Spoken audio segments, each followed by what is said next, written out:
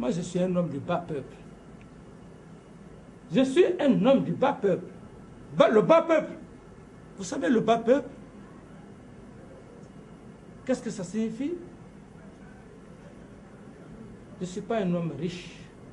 Je n'ai pas une famille riche. Je suis né dans une case. Dans une case, moi. Je suis né dans une case. Allez en forêt, demander comment j'ai évolué. Dans une case. Les Nations Unies décident quel est le chef de l'État qui peut résister au pouvoir. Dites-le moi. Parce que moi, j'ai fait les relations internationales. Si j'ai un homme aguerri, un homme averti. Tu le fais, c'est l'humiliation. C'est l'humiliation. Et moi, je ne veux pas l'humiliation. Mon ami ne veut pas l'humiliation. C'est pourquoi tout ce que vous devez faire, c'est de préparer nos dossiers au sein des organismes internationaux, comme l'a fait ATT. Il a laissé le pouvoir. Il est parti. Il a servi les Nations Unies. Faites-le. C'est le moment. Et allez maintenant dire que nous sommes prêts, quel que soit le temps. Si c'est dans 6 mois que les élections doivent se passer, on est prêt. Le peuple est là. Mais c'est une garantie. Il faut que vous garantissez cette position. Parce que moi, je ne pourrai plus revenir au sein de l'armée. Capitaine, président, je vais venir. Le colonel est là. Le capitaine peut-être dans ce peu de temps. Je suis capitaine. Je serai encombrant les nouveaux chefs. Le nouveau président et son gouvernement, il aura le doute, même au sein de l'armée. Il faut alors quitter l'armée. Si tu as fait ton devoir, tu dis adieu. Cet homme, il va revenir dans l'armée, il sera encombrant. Ça sera le doute. C'est très réfléchi. Si vous pensez simplement à vos problèmes des élections, vous voyez le côté économique. Le côté économique, j'ai parlé de l'exemple de la Côte d'Ivoire.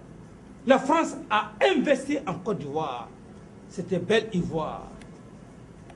Et puisque la mentalité n'était pas préparée, la France a tout perdu. La France a tout perdu. Comment la France a tout perdu? Les investissements qui ont été faits. Vous devrez avoir le souci de nous aider, de nous accompagner. La Banque mondiale, le Fonds monétaire, toutes les institutions internationales. Autrement, vous perdez. Si vous continuez à contrer les Africains, parce que aujourd'hui, on n'a pas les moyens, on n'a pas l'argent, on n'a pas la technologie, on est d'accord, mais il y aura des troubles. Et finalement, il y aura immigration. Les Africains vont vous emmerder, le continent africain va vous emmerder aux États-Unis, en France, en Europe. Vous ne pouvez plus rien. C'est ce qu'il faut éviter. Vous nous bloquez dans nos processus, on est d'accord. Il y a des troupes, il y a la guerre, 10 ans, 20 ans, 30 ans. C'est bon, c'est la recherche. Mais cette recherche, vous n'allez pas manger parce que vous aurez tous les problèmes. Vous ne pouvez plus vous séparer. Le peuple, le continent,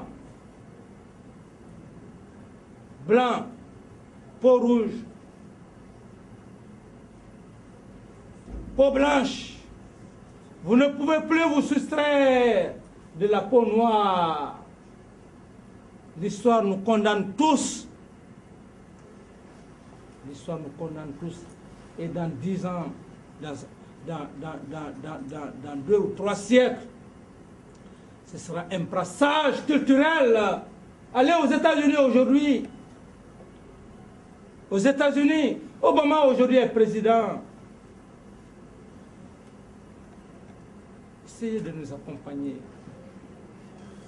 On ne peut plus tromper le peuple noir. On n'a pas les moyens, on n'a pas la technologie. Vous pouvez, si vous l'acceptez, nous enlever tout de suite au pouvoir. C'est bon. Mais vous n'allez pas enlever, vous n'allez pas continuer avec les futures générations, nos enfants, nos petits-fils. Vous n'allez pas pouvoir le faire. Parce que la preuve en est, Il y a plein d'Africains qui ont des grands diplômes dans ces pays, qui sont en France, qui sont aux États-Unis, qui sont en Allemagne. Qu'est-ce que vous allez dire à ces gens? Parce que l'arme la plus efficace, c'est l'éducation, c'est l'instruction. Vous nous avez donné l'instruction de voir clairement, même lorsque vous vous êtes arrêté devant moi, je sais déjà ce que vous voulez. Braquez le... Lorsque vous êtes arrêté devant moi, je vois peut-être le climat. C'est Dieu qui a fait que vous soyez blanc. Vous n'êtes pas parti au marché pour demander à Dieu que tu sois blanc, que tu aies la peau blanche. Moi, je ne l'ai pas demandé. Dieu nous a créés. On a le même cœur. On a les mêmes veines. Lorsque vous êtes devant moi, vous êtes plus développé que moi. Non, quand je dis de... Non, je parle de la peau. Plus développé, il ne faut pas nier ça. Si vous niez, je vous fais sortir. Parce que la découverte de tous les continents, ça n'a pas été effectué par les Noirs. Christophe Colomb, je te l'apprends. Christophe Colomb, qui a découvert le continent américain. Vous pouvez dire que c'est un Noir. On vous remercie pour ça, la découverte de tous les continents. La technologie, vous pouvez nier que l'Europe, les États-Unis ne sont pas plus développés. On ne peut même pas fabriquer des aiguilles. On n'est pas mécontent pour ça, il faut être honnête. Je parle parce qu'on est des êtres humains. Mais quand vous êtes devant moi, je me dis que vous avez la technologie, vous avez les moyens. Ici, les mains comme ça. Voilà. Vous nous avez donné l'instruction, le savoir, la culture. Vous ne pouvez plus nous tromper sur le plan intellectuel. Venez simplement avec nous. Qu'est-ce qui est bon pour vous? Qu'est-ce qui est bon pour vous? Parce que vous avez la technologie. Vous avez accepté le brassage culturel. Allez aux États-Unis, en France, et j'apprécie beaucoup, plein d'Africains qui se sont mariés aux Blancs. Aux Blanches, vice-versa. On n'a pas d'intérêt à s'opposer, c'est la mondialisation. C'est ce que je veux simplement vous dire. Il faut nous comprendre. Nous sommes des révolutionnaires progressistes, pas des révolutionnaires dictateurs. Si c'est l'argent, on aurait eu déjà l'argent. Des centaines de millions. On aurait accepté les pots de vin afin d'anesthésier la conscience, d'endormir la conscience, de mettre la corde au cou. Je ne suis pas pour ça.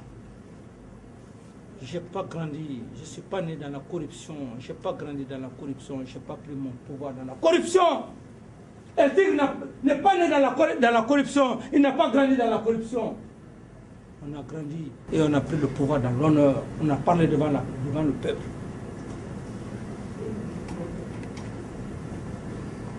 C'est pourquoi je l'ai dit.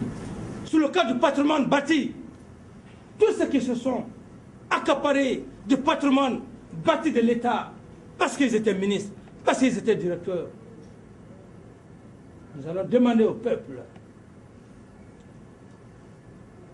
Nous voulons récupérer tous ces domaines. Quand tu as construit des buildings, ce n'est pas ce qui est important.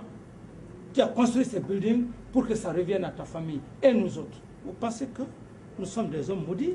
Il y a certains qui ont fait plus de 30 ans dans ces bâtiments administratifs. Les cités. Parce que simplement, ils n'ont pas eu la position sociale. Ils n'ont pas été directeurs généraux. Ils n'ont pas été des directeurs généraux. Ils n'ont pas été ministres. Ils ont pris les documents, on les a mis dans le tiroir. Ces pauvres fonctionnaires sont là, incapables de signer les rachats. On n'est plus dans ça. Ceux qui ont eu des positions sociales, à commencer par eux. Ceux qui n'en ont pas eu, à commencer par moi, parce que je n'en ai pas, à commencer par les membres du gouvernement, nous allons retrocéder à l'État. Allez dire ça à la communauté internationale. Retrocéder à l'État. Et ces éléments, ils vont nous dire en dépit de quoi ils ont eu ça. parce que simplement ils ont eu le pouvoir, mais ils n'ont plus le pouvoir. Le pouvoir, c'est un changement. Le pouvoir a un temps. Le pouvoir a un temps. Même nous, nous avons un temps. Aujourd'hui, j'ai la possibilité d'occuper tout le domaine de Kipé, d'occuper une partie de la cité ministérielle, d'occuper par-ci, par-là. Je me fais des étages. Mais est-ce que c'est ça l'objectif? Le ministre de la Défense, il en a la possibilité. Les membres du gouvernement, ces pauvres femmes qui sont là, qui travaillent, vous pensez que ces pauvres femmes-là ne pensent pas à leurs femmes, à leurs enfants? Vous pensez qu'elles sont maudites? Vous pensez que lui, il est maudit? Qui n'a pas d'enfant? Qui ne veut pas le bonheur de son enfant? Alors si le peuple de Guinée ne prend pas qu'une nation, aucun gouvernement militaire, quelle que soit la puissance, ne peut se faire une idée de s'éterniser au pouvoir. Il n'en est plus question. Ou si tu le fais, c'est que tu n'es pas réfléchi, tu n'as pas la tête. Tu n'as pas la tête sur les épaules. Et je crois que c'est l'objectif principal de ce qui se trame. Les militaires, mais vous savez qu'il y a une génération, de génération en génération. Certains on a vu qu'il y a eu des militaires, à un moment donné, ils se sont déguisés en civils. Et puis ils se sont présentés pour dire qu'ils sont civils et qui se présentent aux élections présidentielles. Il ne faut pas les en vouloir. Le monde change et le monde a changé. Ma formation morale, intellectuelle, éducationnelle, ma religion et l'engagement que j'ai tenu devant le peuple avec cet homme, El Tigre, un homme patriote. Vous pensez que nous allons changer le langage? Vous pensez qu'il est question simplement de faire 50 ans au pouvoir? Et la suite, vous savez c'est quoi? C'est ta progéniture. Je n'ai pas une progéniture entachée de malhonnêteté. J'ai le sang patriote. Notre stratégie, la patience, le courage, la sérénité, jusqu'au dernier jour de Dieu. La troupe nous agaçait à tout moment. On avait des emmerdements. Ils venaient nous dire, si vous ne prenez pas le vieux, le déposez au village, nous allons vous égorger. On dit qu'on a compris. On se retrouve. Mais ce n'était pas ça. Quand le soldat parle, l'officier est assermenté. L'analyse. Et c'est ce qui fait qu'on dit le cours état-major. De quoi s'agit-il? Est-ce que, en prenant le vieux, tranquillement le déposer au village, vivant de son état, est-ce que ce n'est pas une violation de constitution? Est-ce que ce ne serait pas une guerre? Est-ce que c'est honnête? Qu'est-ce que nous allons dire devant la population, la communauté internationale? On n'allait pas être fiers de parler devant vous comme ça, parce qu'on a été fiers, on a été patriotes, on a été honnêtes. Et c'est pour cette raison, le seul pays au monde qui prend un pouvoir, et vous connaissez la mentalité, l'armée guinéenne. Vous pensez aujourd'hui, l'accalmie qui est là, sans effusion de sang, si ça vous paraît comme des rêves, mais vous vous trompez. C'est par rapport à des personnes crédibles, honnêtes, patriotes, qui peuvent se tuer pour cette nation. Nous n'avons pas commencé aujourd'hui. La troupe n'est pas bête. La troupe est l'entité qui réfléchit plus que les chefs. S'il y a l'accalmie, n'allez pas de gauche à droite. C'est par rapport à des hommes. Des hommes dont ils ont confiance. Des hommes, je le dis bien. Une armée, une nation, c'est une tête. C'est par rapport à mon frère et moi. Et tant d'autres. Sans quoi l'armée n'a plus confiance à aucun officier. Le peuple n'a plus confiance à aucun haut fonctionnaire. La preuve en est que le président de l'Assemblée, son équipe, le gouvernement qui est parti, ils ont tous été corrompus. Dysfonctionnement total. L'expiration du mandat de l'Assemblée nationale. De plus de 2 ans, on pouvait parler de quoi? Qui allait prendre le pouvoir? Le gouvernement, dans la loi, le texte ne prévoit pas un premier ministre qui peut se saisir du pouvoir en cas d'incapacité d'un chef d'État. Ce serait le premier ministre. qui se serait pointé à la radio, télévision guinéenne pour se proclamer non anticonstitutionnel. Le président de l'Assemblée, avec son équipe, non anticonstitutionnel. Expiration de plus de 2 ans. Le pouvoir alors, qui allait saisir le pouvoir, n'a pas pris la tenue pour faire des parades. On a pris la tenue pour la défense de l'intégrité territoriale, pour sauver la nation. On a respecté le feu général Lansana Conté jusqu'à sa dernière demeure. C'était là notre objectif. Son honneur, il n'avait pas droit à l'humiliation. C'est pour cette raison, je l'ai dit, même mon propre frère, même mon fils, s'il a fait des détournements, s'il est dans les affaires de drogue, s'il est dans tel, prenez-le. C'est la raison d'État. Et c'est pourquoi, l'audit, le peuple a besoin de ça, de se soulager. Aujourd'hui, qu'est-ce qui se passe? Depuis la prise de pouvoir, avec les grands détournements, les faux engagements, entretien de matériel, ou même au sein de l'armée, on parle de 500 millions. Quel enjeu à entretenir? C'était l'habitude du ministère de la fonction publique et des précédents gouvernements, des faux engagements, des milliards. La communauté internationale donne, fait des dons. Il reste à l'étranger, il vit dans des comptes privés. L'un des meilleurs exemples, l'ex-chef protocole, il est là aujourd'hui. Il a dit, le fonds cohésien, il a eu un montant, c'est déposé à la banque malienne. Il a dit, et que le 21 de ce mois, ce fonds devrait être débloqué. Mais pourquoi ce fonds? Parce que le peuple malien a vu ce fonds, ça ne peut pas être un montant d'un particulier.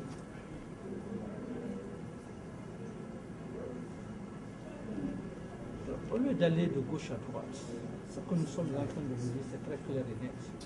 Nous connaissons les réalités de notre nation. Nous avons vécu, on a marché à pied, de faculté en faculté. Et quand je vois aujourd'hui les gens qui veulent s'atteler au problème ethnique, je peux dire que le peuple Soussou, les riverains, ils sont très ouverts. C'est eux qui nous ont reçus ici, qui ont soutenu le pouvoir, le feu Ahmed Sékou Touré, 26 ans de pouvoir. Et c'est pour cette raison, j'aime bien rappeler que le peuple de Guinée est mûr, l'armée guinéenne est mûre, au moment de l'avènement le 4 avril. C'est les mêmes éléments, les Fankaman, les Bakrou, il est là où est Pro. Il est là. C'est lui qui est allé manéquer de Farana, de Sékou Touré. Viens là. Parachutus. C'est lui qui est allé dire aux hommes, écoutez, les Malinqués ne peuvent plus commander 26 ans. On va prendre comme le général Lansana Conté, il est intègre, il est honnête. Ce n'est pas passé comme ça chez d'autres. Voyez son âge. Il ne pouvait plus être avec nous. Tout ça, ce sont des témoignages. C'est pour vous dire que le peuple de Guinée, la population guinéenne, aucune ethnie n'est supérieure. Cet homme a régné 25 ans, mais à un certain moment donné, il y a eu de la mafiosie, il y a eu un lobby, il faut la basse-côte, il faut ça. Des malhonnêtes, mais pas tous les riverains. Mais Dieu n'a pas accepté ça. Je ne suis pas venu au pouvoir parce que je suis l'homme le plus fort, parce que je suis l'homme le plus intelligent. Il ne serait-ce que ma corpulence. Vous pouvez l'imaginer. C'est l'équité, l'honnêteté, la probité morale. Lui, vous pensez que c'est un fou, c'est un maudit, général de son État, avec toute la formation qu'il a, qu'il accepte avec les autres. Le ministre de la Santé, Gabi, un homme populaire, comme Ouedraogo Jean-Baptiste, du Burkina Faso. Monsieur le ministre, que nous avons dans l'émission Tremplin, mesdames et messieurs, c'est l'incontournable question. Dites-nous, Dadis il sera candidat ou pas? Parce qu'en fait, vous l'avez dit, jusqu'à présent, la transition, elle était là comme un fleuve tranquille. Si tout le monde est sorti de ce gong à partir d'un coup de semence, c'est parce que, au travers les discours, peut-être, je dirais même pas des menaces, mais quelquefois les insinuations, on semble prêter, ma foi, peut-être quelques trucs au président de vouloir briguer la magistrature. Est-ce qu'il sera candidat ou il va s'en tenir à ses engagements? D'abord, commençons par les engagements, puisque le débat porte essentiellement sur les engagements personnels que le chef de l'État aurait eu à prendre au début de cette transition, notamment sur la question de sa candidature, ainsi que celle d'ailleurs de tous les membres du gouvernement et du CNDD. Le président de la République l'a dit, c'est un engagement personnel, à la limite, qui a une valeur morale, qui ne peut pas avoir une position politique ni une valeur juridique. Vous savez, le président Laurent Gbagbo, qui est un homme qui a un instinct politique très prononcé, a souvent dit qu'on ne peut pas mélanger l'ordre de la morale et l'ordre de la politique. Sinon on fait de la mauvaise morale ou la mauvaise politique. Dans le cas de l'engagement personnel du chef d'État, sommes-nous dans l'ordre moral ou dans l'ordre politique? De par ses fonctions actuelles, est-il un homme politique ou un prêtre, ou un religieux, ou un homme tout court, tenu par des engagements d'ordre moral qui aurait tenu vis-à-vis de la société? Je pense qu'à ce niveau, il y a un débat qui doit être ouvert. Deuxième problème, s'agissant de la candidature du président, elle ne peut pas être discutée et débattue en dehors des lois qui nous gouvernent. Et en premier lieu, de la loi portant statut général des militaires en République de Guinée. Et je crois, si mes souvenirs sont bons, puisque moi je ne suis pas militaire, que cette loi stipule que les militaires ont les mêmes droits civils que les autres citoyens. Cependant, s'ils ont envie d'exercer les autres droits, ça doit se faire dans le cadre de la loi et des textes. Mais la Constitution est suspendue. Non, j'en viens. Non, la Constitution est suspendue, mais je ne crois pas que la loi portant statut général des militaires de la République de Guinée soit suspendue. Et de toute façon, on n'ira pas aux élections sans qu'il y ait un cadre juridique et légal qui va déterminer justement les conditions et les critères d'éligibilité. Donc, pour rester un peu dans l'esprit de la loi portant statut général des militaires en République de Guinée, il est dit que pour jouir de certains autres droits civiques et politiques notamment, une disponibilité est nécessaire et qu'il ne soit pas préjudiciable au corps militaire.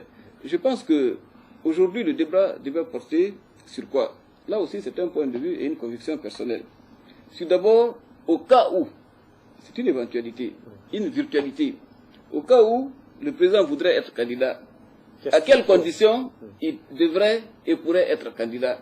Je pense que ce débat me paraît beaucoup plus juste, beaucoup plus sain que de se poser carrément contre cette éventuelle candidature en lui déniant un droit naturel des citoyens, puisque dans le cadre de la démocratie que nous voulons construire, elle doit se fonder sur l'égalité de chances, de droits et de devoirs entre tous les citoyens. Si j'ai bonne souvenance, pour rafraîchir votre mémoire, la conclusion du comité ad hoc ici, au cours de laquelle Monseigneur Albert Gomez avait fait le laïs, il avait demandé que pour aucune raison on n'exclut aucun Guinéen par rapport à ces élections. Absolument. Mais justement, parce qu'il y a les critères d'éligibilité qui vont arriver, qui vont toucher peut-être la limite d'âge, les considérations d'ordre juridique ou judiciaire. Alors, si le CNT retravaille dans tout ça, est-ce que ça veut dire pratiquement il y aura une nouvelle donne par rapport à... Je voudrais d'abord dire que l'exclusion et la discrimination sont contraires et incompatibles avec la pratique, la culture et les valeurs démocratiques. Et d'ailleurs, le plus souvent, constituent des sources de frustration, donc de violence et de conflit. Vous savez très bien que le chaos est arrivé en Côte d'Ivoire parce que tout simplement, on a taillé des lois sur mesure pour exclure des candidats de la course à l'élection présidentielle, estimant que pour une raison ou pour une autre, ils devraient être disqualifiés. Moi, je pense qu'aussi bien pour la limitation de l'âge que pour les candidatures, que pour le nombre de mandats, nous devons être ouverts et respecter l'esprit et l'éthique démocratique en ne pratiquant aucune forme de restriction ni de discrimination. Cela va aider le pays à se doter d'institutions fortes et de dirigeants légitimes. Laissez au Guinée la latitude de trancher. je veux dire d'abord que on ne peut pas, comme je l'ai dit, débattre de cette question en dehors des lois et des textes qui nous gouvernent. C'est extrêmement important. Est-ce que du point de vue légal, est-ce que du point de vue de la citoyenneté, donc du droit du citoyen, le capitaine Dadis peut être candidat?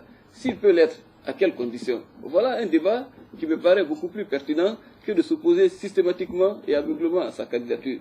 L'autre problème qui est important en Afrique et qui devrait aussi constituer une source de préoccupation dans cette phase de transition et par rapport à la volonté de mettre en place des institutions fortes et des dirigeants légitimes, c'est de mettre en place un système électoral fiable pour que, quelle que soit la qualité, la personnalité, la position du candidat, qu'il n'ait aucune possibilité de peser sur le processus électoral, d'influencer les résultats. Un tel débat me paraît beaucoup plus intéressant que de mettre son veto pour la candidature d'un citoyen. Parce que c'est d'autant plus dangereux dans la phase actuelle que, vous savez, depuis quelque temps, il y a une espèce de suspicion qui existe entre le corps militaire et le corps civil.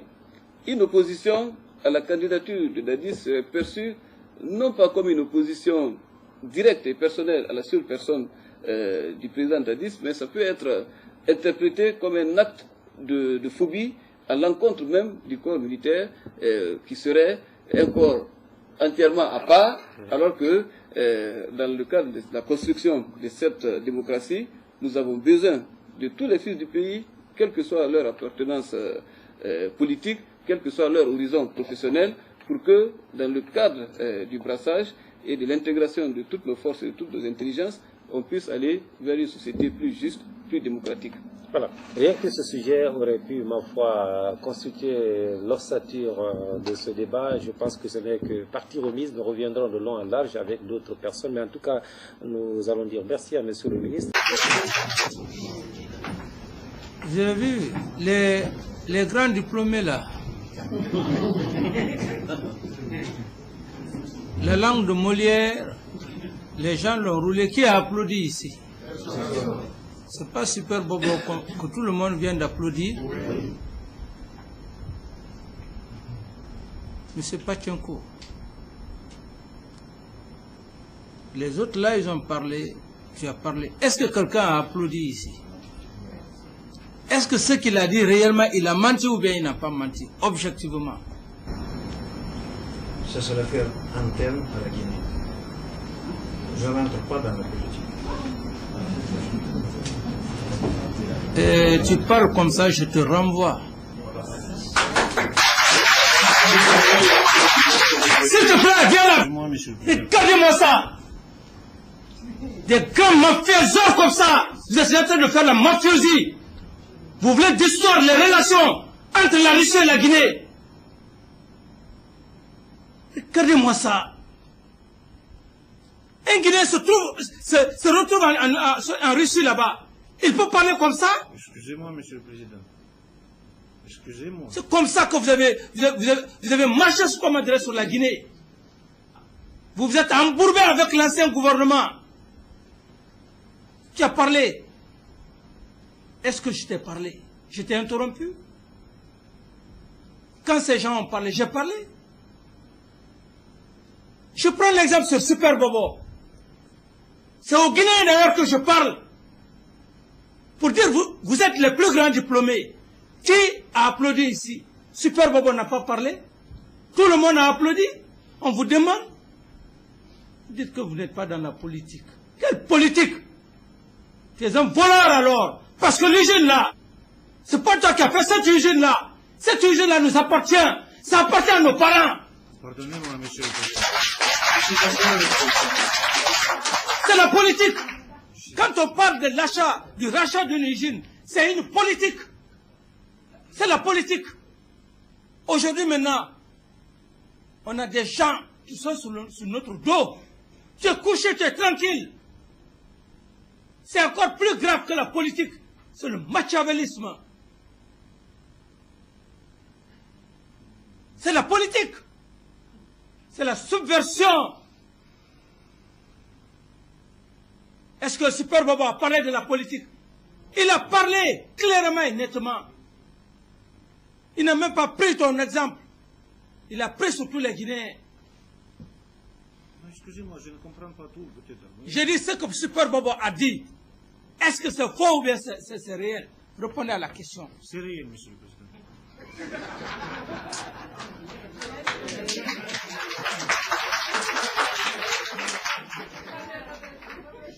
Vous savez, il faut qu'on soit honnête.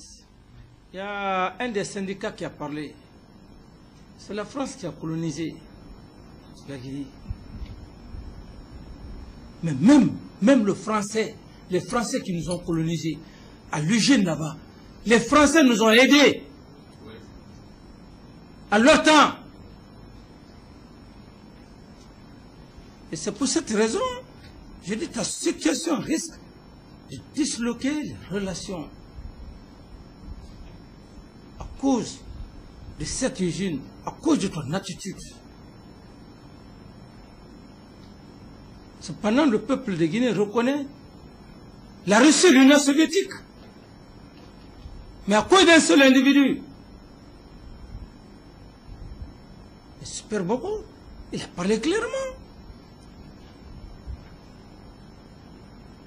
Et tu crois que cette usine qu'on est en train de... Il y a plein de trucs. Tu n'as pas vu le directeur général de la CBG qui est venu des États-Unis? Tu as vu tout le respect que je lui ai accordé ici? Si tu n'as pas eu la chance, cherche à voir la bande. Avec tout le respect, tout le comportement.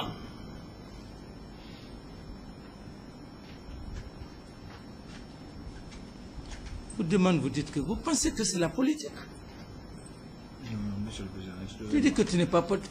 Est-ce qu'on est en train de parler... Attends, on est en train de parler de partis politiques ici? Non, je vous demande. Est-ce qu'on discute un problème de parti politique? Non, monsieur le président, non. C'est pas l'usine? C'est pas l'économie? C'est l'économie. N'est-ce pas? Oui. Les Guinéens sont perdants.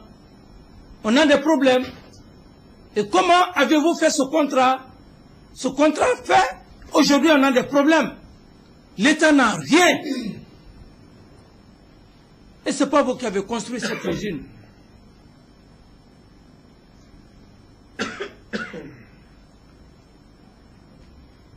Est-ce qu'on parle de politique ici? On parle d'économie. Moi je l'ai dit, hein, je ne suis pas ces gouvernants, ces anciens gouvernants que vous avez vus, hein, je suis très différent d'eux. Parce que moi je n'ai pas besoin de votre argent. Je n'ai pas besoin que je sois corrompu pour prendre les biens de l'État donnés.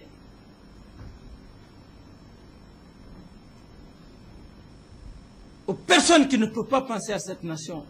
Non, je suis très différent. C'est pourquoi je parle avec fierté.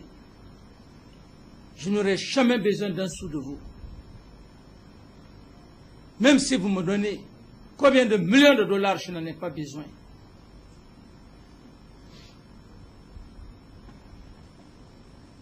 Vous l'avez vu, avec la SAC, 22 millions. Mon donné, j'ai refusé. J'ai aujourd'hui le dossier. Les 22 millions sont déjà au niveau de la Banque centrale. Monsieur le secrétaire général, les 22 millions. Sont déjà à la Banque centrale, ils sont domiciliés là-bas. N'est-ce pas? Oui, Vous pensez que nous sommes en train... Tu es en train de blaguer avec la vie d'une nation. Jamais, monsieur le président. Tu blagues avec la vie d'une nation.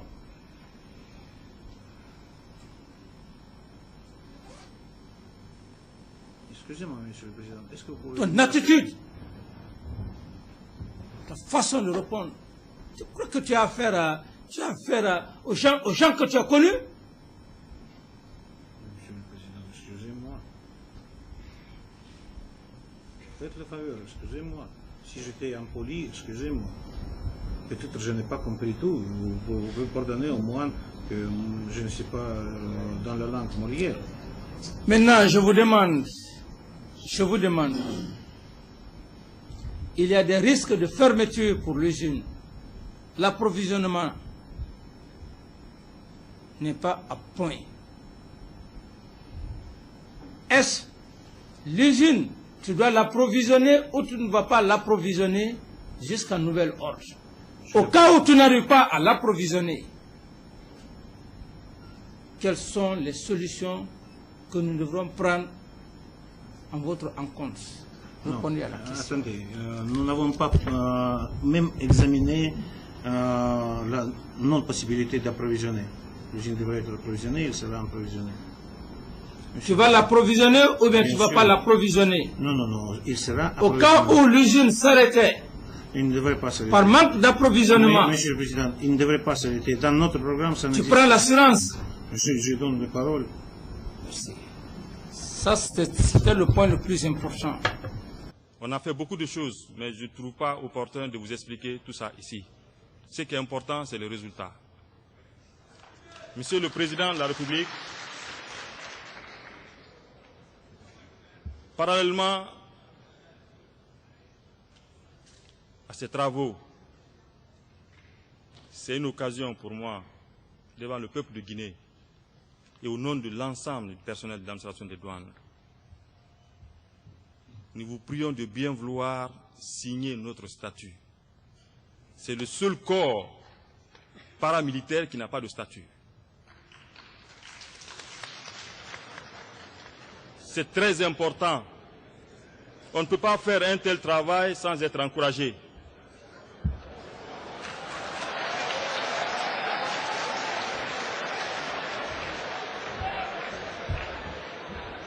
Bon, je crois que c'est de la démagogie que tu viens de faire.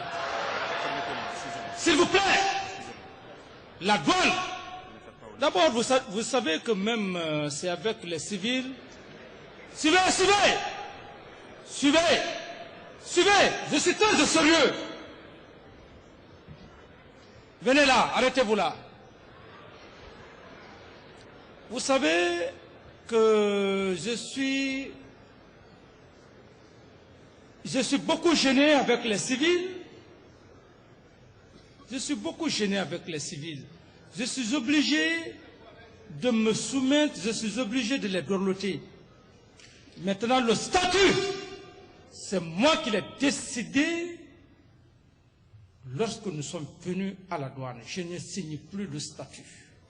Militairement, on est militaire. Vous ne faites pas votre travail. Je démets toute la douane. Je prends les jeunes, je les fais recruter. Les jeunes recrues, je les envoie tous à la douane. À partir de l'instant, le statut n'est pas signé. Un. Deuxièmement,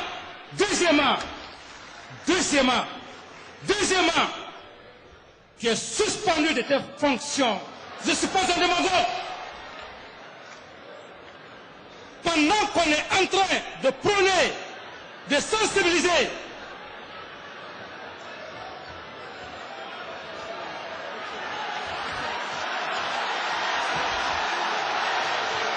je suis d'accord. Je suis d'accord. Je suis d'accord.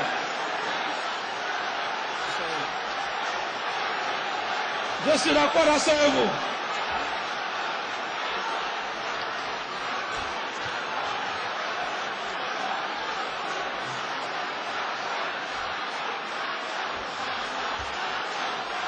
Suivez. Suivez, s'il vous plaît. Suivez. Suivez, suivez. Suivez. Suivez. Si vous voulez, j'ai beaucoup de respect pour vous. Je dis qu'il est suspendu de ses fonctions. Et dans les 24 heures qui suivent, c'est moi qui l'ai nommé directeur général des douanes. On n'est pas là pour nous amuser avec vous. Nous sommes là pour vous dire la vérité. Nous sommes là pour vous soulager. S'il est le feu aujourd'hui, lui qui est maintenant là, habillé, il va chercher à défendre l'intérêt uniquement de sa pauvre famille avec son arme.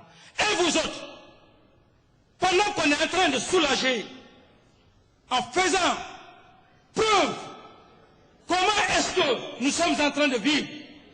Le statut que tu parles, c'est moi. Vous avez posé le problème. Vous n'êtes pas supérieur. La douane n'est pas supérieure aux autres. La douane n'est pas supérieure aussi aux magistrats. Donc par conséquent, tu es suspendu de tes fonctions. Je ne reviens pas là-dessus. Tu es suspendu de tes fonctions et c'est moi qui t'ai nommé à cette fonction. C'est une façon de troubler Ça, c'est le système de Machiavel. C'est le système de Machiavel. Tu es du corps paramilitaire. Aujourd'hui, nous sommes en train, vous pensez, si ce n'est pas le patriotisme, je peux laisser ce que le peuple veut faire, le peuple n'a qu'à faire. Est-ce que c'est un droit? Pendant qu'on est en train de parler, de faire des points de situation, pour faire comprendre à la population comment est-ce que les recettes douanières, les impôts, comment est-ce que l'État parvient à survivre, même au niveau de nos diplomates, avions des problèmes actuellement. Nos diplomates, nos ambassades, les enfants qui sont à l'extérieur avec leurs parents, tout ce que nous recevons des douanes, des impôts, nous sommes obligés de faire cas à l'image de la Guinée. 4 millions de dollars. Où on va avoir tout ça? Nous sommes en train de serrer. Vous pensez que nous sommes là en train de faire le théâtre? Vous pensez comment je viens ici pour occuper les gens en train de me faire plaire? Tu crois que tu es la seule personne qui a le souci du statut? Pendant que le peuple, les magistrats, le corps médical, la santé, avec tous ces problèmes, on est venu aujourd'hui pour leur dire, au fait, comment on parvient à gagner les recettes pour vos maigres salaires. Vous pensez que le Guinéen, aujourd'hui, le fonctionnaire guinéen est l'homme le mal payé dans le monde. Aucun revenu. Un seul Guinéen ne peut pas faire de l'épargne. Vous pensez que je ne suis pas sensible à ça? Vous pensez qu'on est venu ici pour faire la démagogie, pour faire le théâtre devant le peuple? Si tu es démagogue, je ne suis pas. Je suis très loin d'être un démagogue. Je suis là pour dire la vérité à mon peuple. Le jour où je vais finir mon temps avec mon peuple, je m'en irai dans l'honneur. Mais je ne viendrai pas faire la démagogie. Et maintenant, j'ai dit que, et d'abord, je te l'apprends, les gens qui sont au niveau du centre, les gens que tu as fait envoyer au centre, tu les ramènes. Si on doit faire un concours, on doit ouvrir le concours à toute la Guinée. Faites-les revenir à partir de l'instant. Faites-les revenir. Hein? Vous savez, on n'a pas besoin de faire la démagogie. On a dit que la démagogie est terminée. Le ministre des Finances, il est venu, il a fait son point de situation. Vous pensez qu'au ministère des Finances, et d'abord il est ton chef. D'abord c'est de l'indiscipline. C'est lui qui doit parler du statut. Tu n'es qu'un pauvre directeur. C'est lui qui te commande. Militairement, il est plus militaire que toi. Sur le plan universitaire, après l'université, il est allé en Allemagne. Il a fait l'économie à l'université de Nord-Bibec. À tout point de vue, tu le dois obéissance et respect. Ce n'est pas un pauvre directeur qui va venir se flanquer ici pour parler des statuts. Statut par rapport à quoi? C'est moi qui ai pris la décision. C'est une façon de faire soulever cette population. C'est une façon, au lieu de les encourager, de rester dans le cadre macroéconomie. Tu viens raconter de la démagogie, le système de Machiavel. Mais vous ne pouvez rien. Si vous voulez brûler ce peuple, si vous voulez brûler le pays, si vous voulez conduire ce peuple à se déchirer, vous serez responsable devant l'histoire. Je m'en irai dans l'honneur. J'en ai terminé. Je ne veux plus. À partir de l'instant, vous prenez la relève de la douane.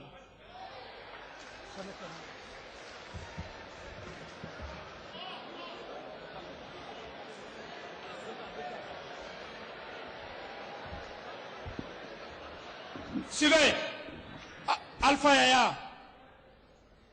À partir d'aujourd'hui, tu es directeur national de la douane, par décret présidentiel.